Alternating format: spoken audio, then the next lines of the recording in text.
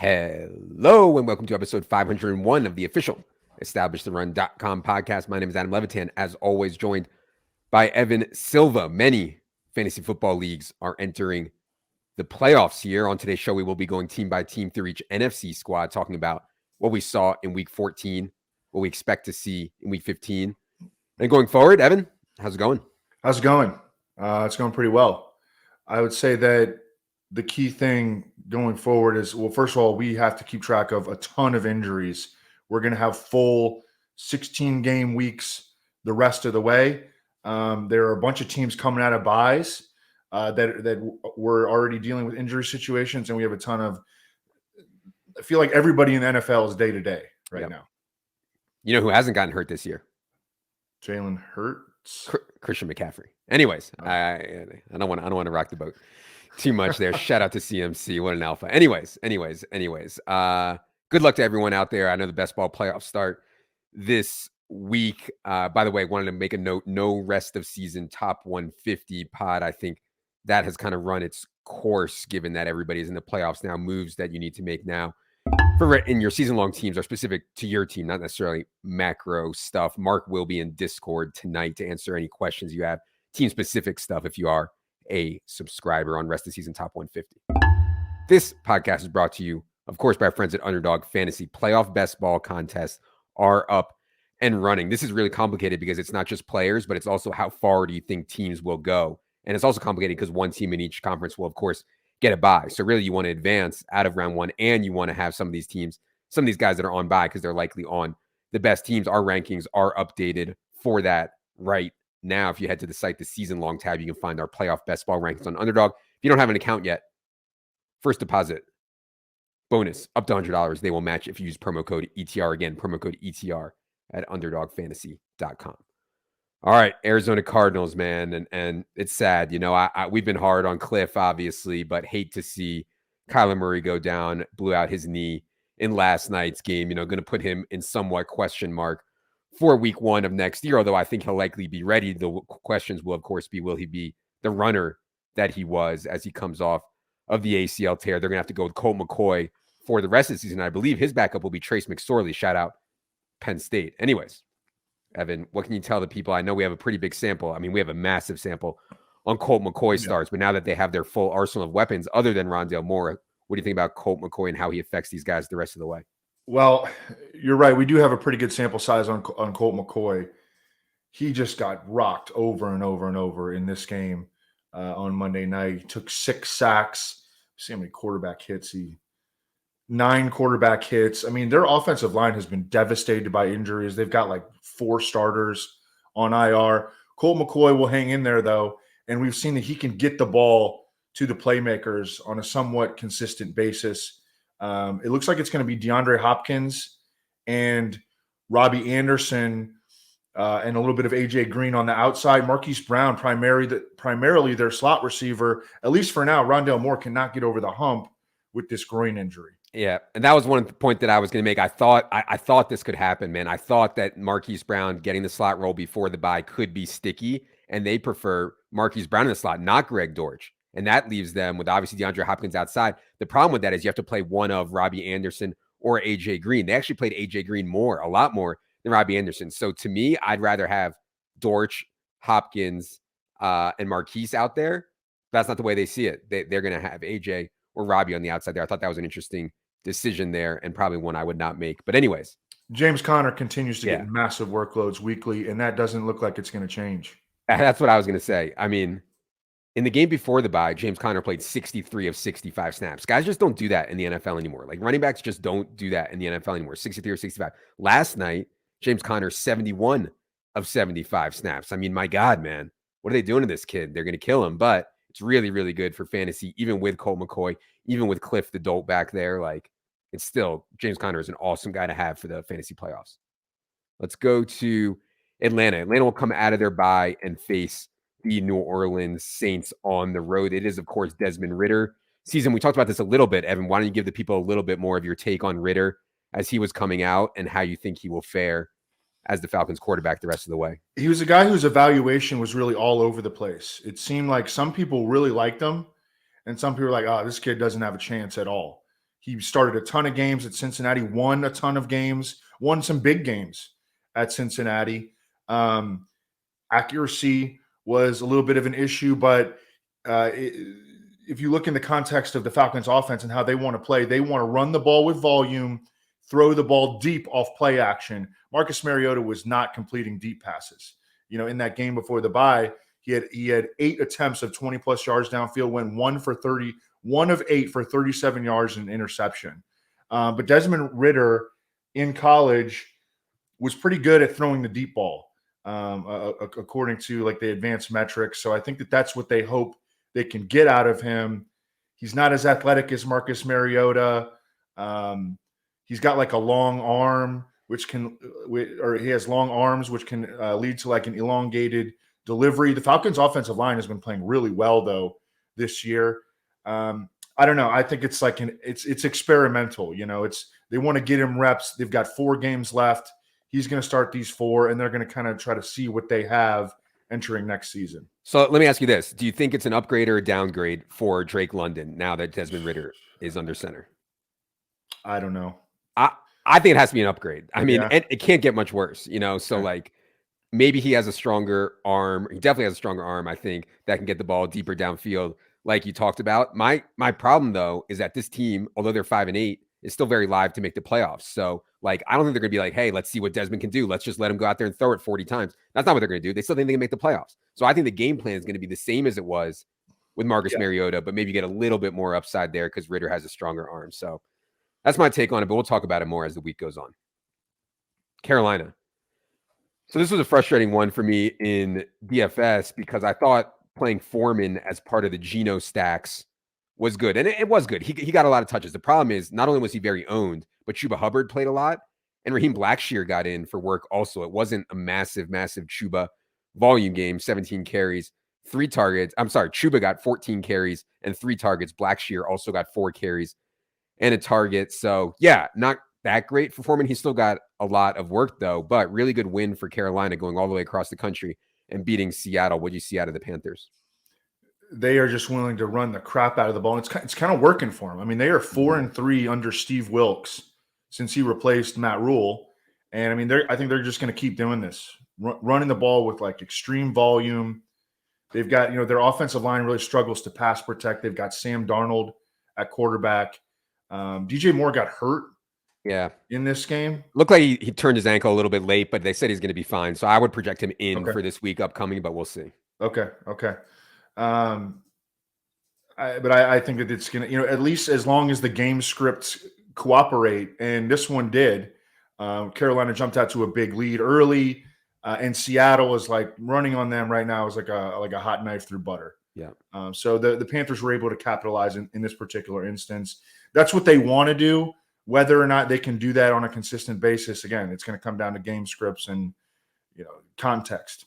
Yeah, I mean, they're still live for the playoffs. Also, final 4 games for the Panthers are Steelers at home, Lions at home, at Bucks, at Saints. So Carolina is still very much alive to win the NFC South here. Let's go to the Chicago Bears. They're also coming off of a bye. They will come out of the bye and host the Philadelphia Eagles. One thing that we saw before the bye was a limitation on Justin Fields' designed runs. I think now that he's had a bye week off to get better, we can start to project him closer to his normal running stuff, which I think we'll do in projections. Other thing we saw here, there was a headline today that was circling around Twitter. Matt Eberflus basically saying that Chase Claypool does not know the playbook or isn't up to speed fully yet in the playbook. I don't know if that's it. I'm just worried about Chase Claypool as kind of a player. I don't think they're having trouble finding the right fit for him. But yeah, anything for you on the Bears as they come out of their bye, and what do you think of the Claypool stuff?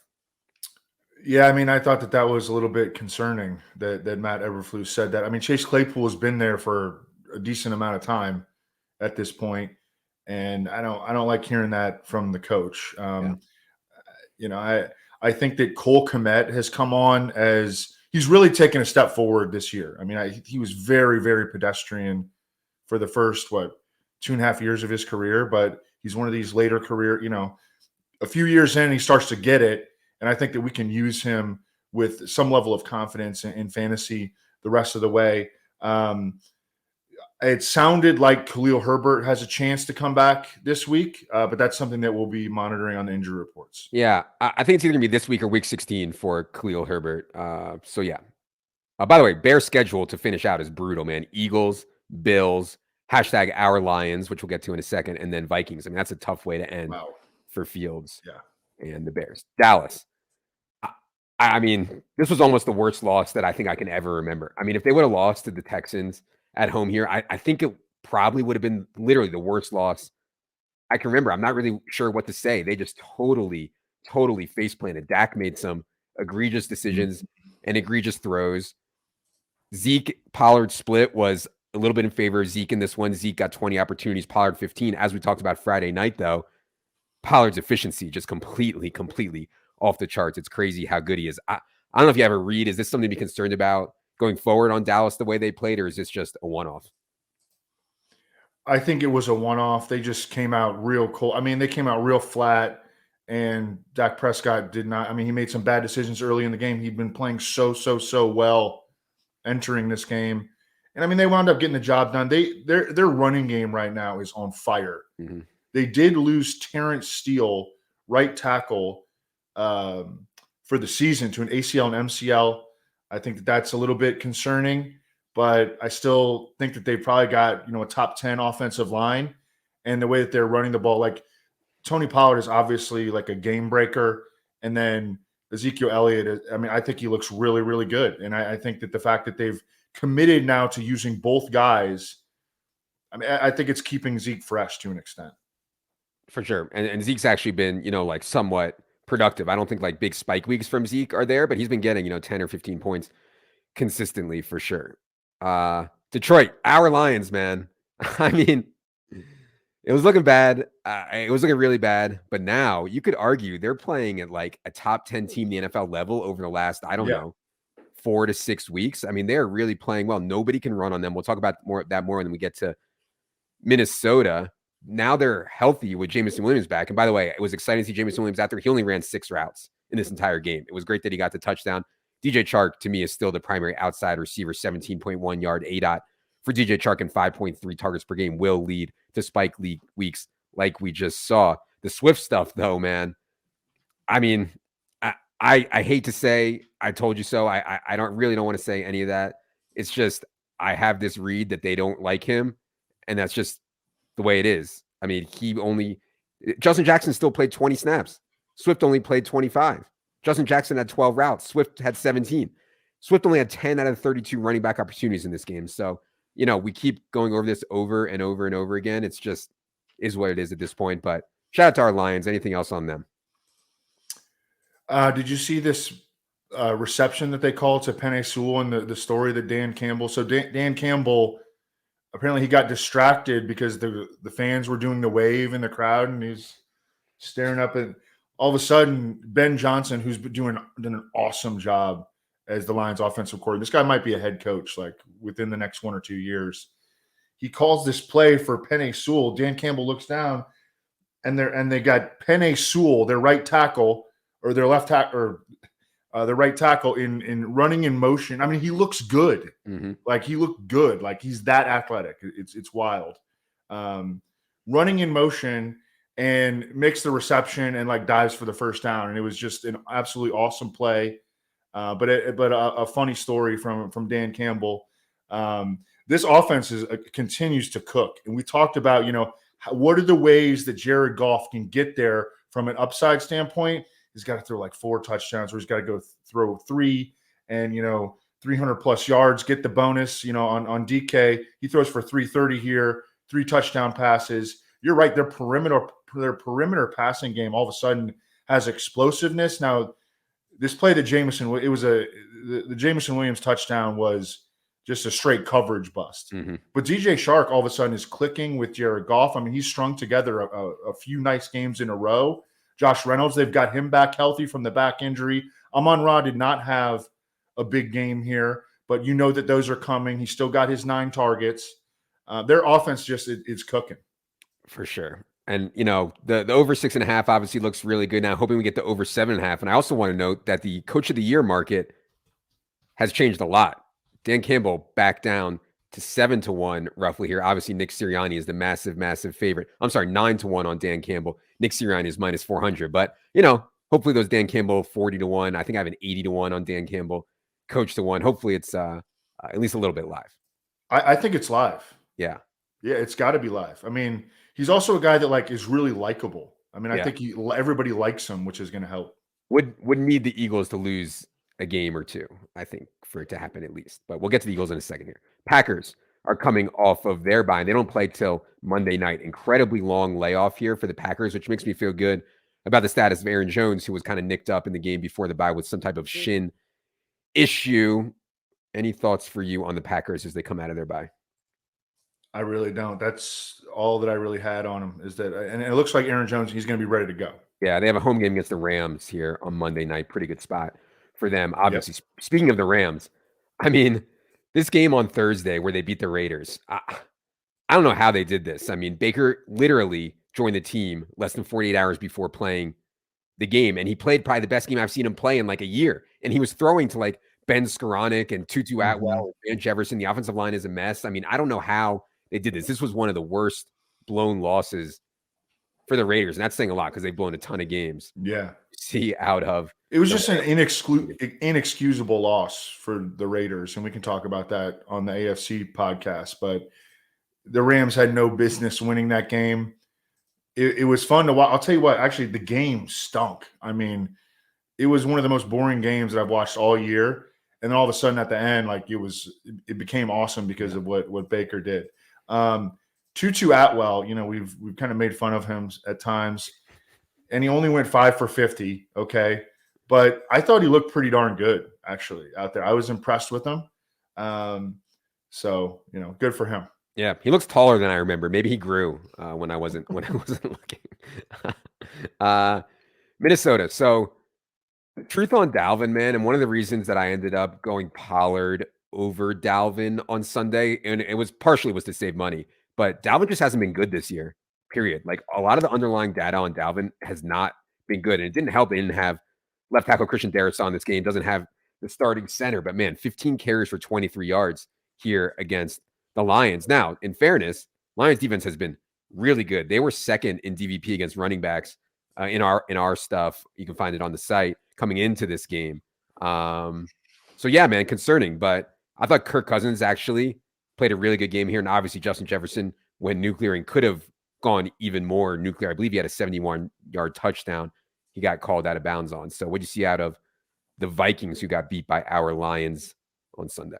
Yeah, I mean, the Lions have been playing absolute shutdown run defense. And yeah, no Garrett Bradbury at center for the Vikings, no Christian Darrisaw at left tackle. I mean, I think that contributed to the problems. 15 for 23, that's atrocious. At least he is still getting, and Dalvin Cook is still playing a ton of snaps. I think he played 85% of the snaps in this game. He got 89% of the Vikings backfield touches. I don't know. I guess I've kind of gone back and forth on how he looks this season. But this was also again, a really rough situation, a really rough matchup. We'll see how it goes from here. TJ Hawkinson continues to be a target magnet and an every week fantasy starter in Minnesota. Let's go to New Orleans, who was on a bye. They will come out of their bye and host the Falcons in a very big NFC South game. I don't really have a lot on this. The Alvin Kamara situation hit rock bottom before the bye to the point where he was losing a ton of work to Mark Ingram. We'll do our best to find out on that. I don't have a lot of interest, though, in clicking Alvin Kamara right now, given the way he's looked this year and given his usage in the game before the bye. We also have Chris Olave, who is hoping to make a Rookie of the Year push, Offensive Rookie of the Year push at the end. He's 5-1 right now. I took some 10-1 on Olave before, a couple weeks ago. But I still do think that Garrett Wilson would be my pick to end up winning it just because their schedule is so soft the rest of the way. But anyways, any thoughts on Kamara, Olave Rookie of the Year? Anything else on the Saints?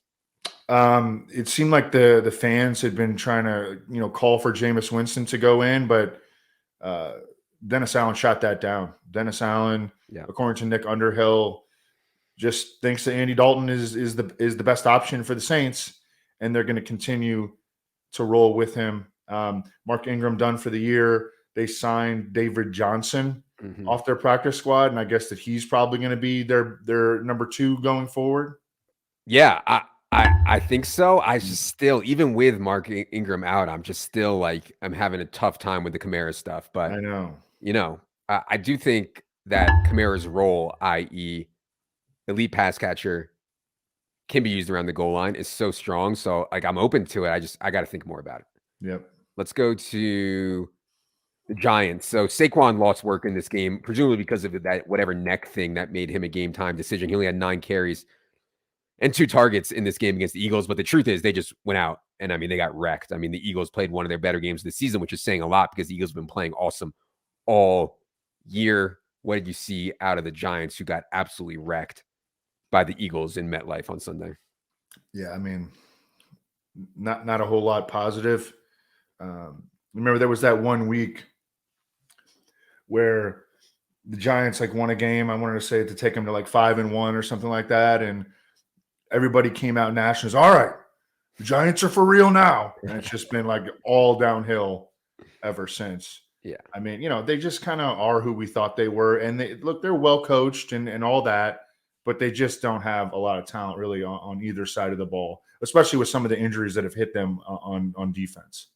For sure. Yeah. And they're a very well coached team. It's hard to win when you're starting wide receivers like total dust balls. I still maintain that if they would have had Sterling Shepard, Wan'Dale Robinson, Kadarius Toney for the whole year, like that would have made a difference for their team, but is what it is. Dan Bellinger hurt his ribs in this game. I know he's been a guy that we looked at in props a few times, so just thought that I would put that out there. Maybe put Lawrence Cager back onto the radar. Eagles.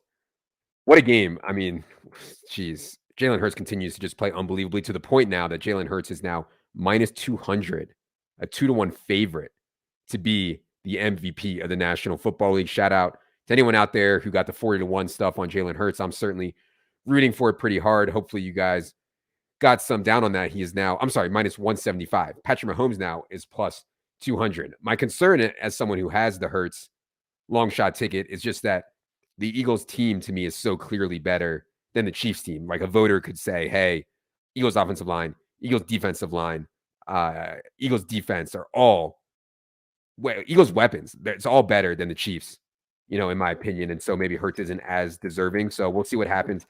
If the Chiefs lose another game, though, I think it's a wrap. Like then it's Jalen Hurts. Other thing on the Eagles, 11 rush touchdowns on 204 carries for Miles Sanders this year. Shout out to Evan.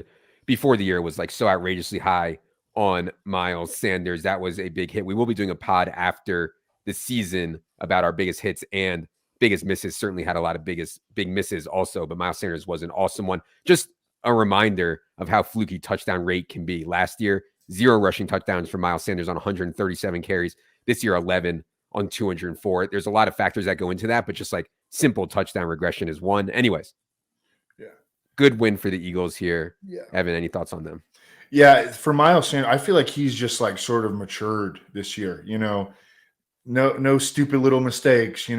Has been able to stay healthy, which is a big part of it, especially at the running back position.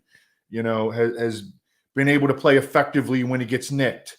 Has been pretty good in the passing game when utilized there. Isn't utilized there a lot, but has been utilized there enough that he's not a 0 in the passing game. And he's just running the ball so well, riffing with this offensive line, which again, the injuries had been so problematic for Philadelphia really over the last half decade. And this year they've largely been able to stay healthy. I mean, they're going to continue to cook, man. I mean, I think they're going to finish strong. And I think that at the odds that they're at right now, I would definitely I'm going to put some money on Patrick Mahomes. Actually, I mean, there's still 4 games left, but I don't know. I guess since Patrick Mahomes has already won it, maybe that will work against him. And Jalen Hurts is sort of like the new toy. I think that Patrick Mahomes is definitely the most valuable player in the NFL. Well, the issue for me with the Hurts ticket is that Mahomes has the softest rest of season schedule. I mean, Texans, Seahawks, Broncos, Raiders to end it. If he wins all 4 of those games and goes nuts in those 4 games, which he's likely to do. That I think it's gonna be really close between him and Hurts. So yeah. Other thing I'd say about the Eagles just quickly is I thought they would actually come out with a more run-heavy plan in this game. They didn't start running it until they already had a pretty big lead in this game. They can just beat you any way they want, man. I mean, they're so good throwing and they're so good running. So it's tough to project what kind of game plan they're going to have week to week.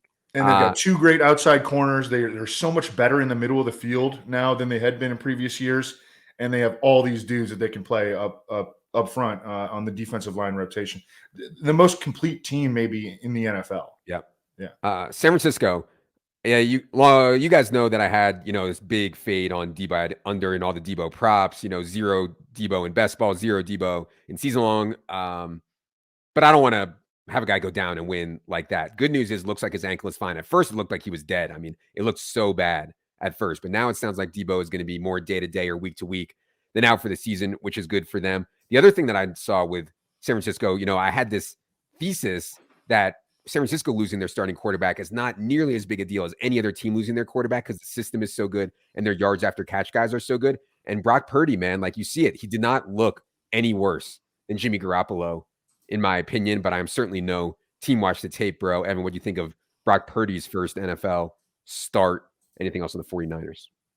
I think that he looks like, he can execute the offense. And we've seen guys that aren't necessarily highly drafted do that in the Shanahan scheme. I think a fair comparison for him might be like, Matt Schaub. Mm-hmm. Now, Brock Purdy was Mr. Irrelevant. Matt Schaub was like a 3rd round pick, I want to say, out of UVA. But I mean, I think that it looks like he can have success, especially when they can keep the guys upright around him. Brandon Ayuk is a stud. Mm-hmm. George Kittle's a stud. Jawan Jennings has given him a lot of good snaps this year. I feel like I'd be surprised if Debo Samuel is back before like week 18. Mm-hmm. High ankle sprain and an MCL sprain. That doesn't sound good to me. Yeah, and they'll probably hold him out for the playoffs, I think, most likely. And by the way, Christian McCaffrey, my God, man. I mean, when you run wide receiver routes, and you can just go back. If you didn't see the game, you can just go back and watch the highlights. You can see Christian McCaffrey deep down the field catching the football. It is so outrageously valuable. And with Eli Mitchell out, his role is growing even more. So they're not playing Jordan Mason nearly as much as they thought that I would. So, Seattle. This was a weird game, man, because, they didn't have Walker and DJ. Tony Jones barely plays, but they were behind pretty much from Jump Street here to the Panthers. This was Geno's maybe worst game of the season. I know he got there in fantasy because he ended up throwing 3 touchdowns, but really did not play a good game. Did Geno? What'd you see out of the Seahawks? Bad loss for them home against the Panthers. Well, your intuition about them just rolling with Travis Homer, which you talked about on saying he didn't have a big fantasy game or anything like that. But I mean, he was operated as the workhorse back. Yeah. Who had the report that Tony Jones was going to start, or should we not call him out? Yeah, let's not call him out. But it was our good friend of the show, Adam Schefter. But yeah. Oh, okay. Oh, shit. Yeah. Well, God, delete that.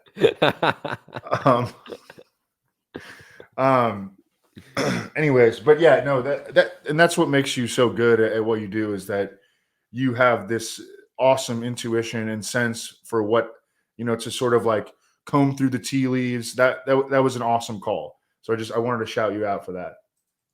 Appreciate it. Yeah. I think when you're down, your 2 starting running backs and you have Tony Jones as your only base back, it just makes sense with the way Geno was playing to try to throw it on every down. And they got behind early, which kind of exacerbated it. But yeah, Geno just didn't have a good game. I do think Geno has much more big games ahead, and Geno doubles, they were so under-owned and it was so good. We talked about that a little bit more on the GPP review show for subscribers. Tampa. So the Bucs running back role is just so valuable, man, and they continue to split pretty evenly. In this game, it was Rashad 40-36 in snaps, Lenny 28-21 in routes. Carries were 13-4 in favor of Rashad, targets 7-5 in favor of Lenny. Just the role is just so valuable, man. So this team is in trouble. Tom Brady is not playing well, but I still think the running back role is super valuable. By the way, Mike Evans caught a long touchdown. They called it back due to a holding call on Donovan Smith. Mike Evans has been really unlucky this year. I get that it's bad, and he hasn't played well, and Tom hasn't played well, but yeah. Anyways, Bucs got wrecked by the 49ers. What do you see out of the Bucs? Yeah, I think that our intuition on Rachaad White remaining the lead back, that sort of paid dividends. I mean, Leonard Fournette is still going to play. Oh, yeah. But Rashad White, I think, is the slight lead back at this point. I think it's fair to say. Yeah, that's all I got on this team. What a sad team this is.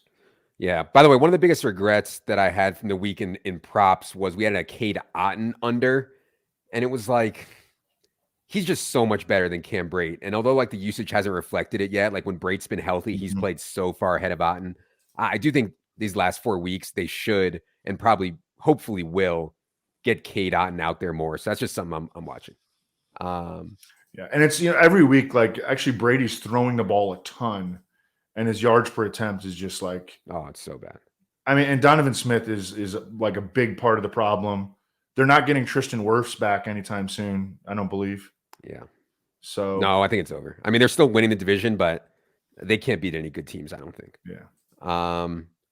Let's go to Washington football team. Last one here in the NFC. They had a bye. Also, they will come out of their bye and face the Giants, who in an awkward scheduling twist, they just played before the bye, and even an more awkward situation, they just tied before the bye. Washington football team, though, before the bye was one of the hottest teams in the NFL. They had won or tied 7 of their last 8 games. Anything you're watching on them as they come out of the bye?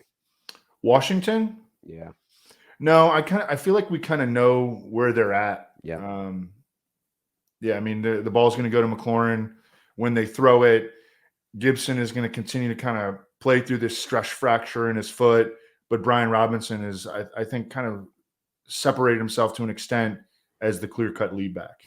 Yeah, and I think ideally this team wants Taylor Heinicke to throw it 25, 27 times in a game. He only expands out of that when forced. So something to watch there.